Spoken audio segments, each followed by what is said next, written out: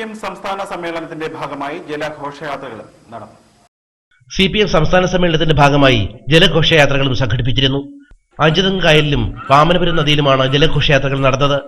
ആറ്റിങ്ങലിലെ പായ്ക്കപ്പലും ശ്രദ്ധേയമായി. Attingal west local കമ്മിറ്റിയുടെ ആഭിമുഖ്യത്തിലാണ് വാമനപുരം നദിയിൽ ജലഘോഷയാത്ര സംഘടിപ്പിച്ചത്.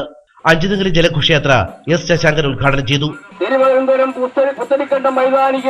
വൈക്കരക്കടവിൽ നിന്ന് ആരംഭിച്ച ജലഘോഷയാത്ര മുതലപ്പുഴയിൽ സമാപിച്ചു. നയിക്കുന്ന ജല വിളംബര ഘോഷയാത്രയാണിത്.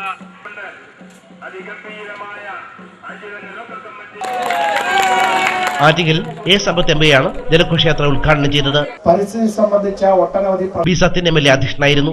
പൂമ്പാറ ചെക്ക് ഡാമിൽ നിന്ന് ആരംഭിച്ച ജലഘോഷയാത്ര കൊല്ലമ്പുഴ കടവിലാണ് സമാപിച്ചത്.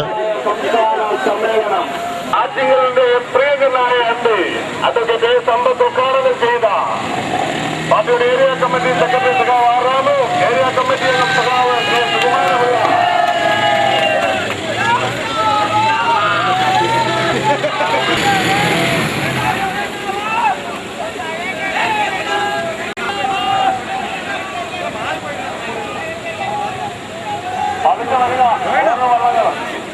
ACB news Attingal.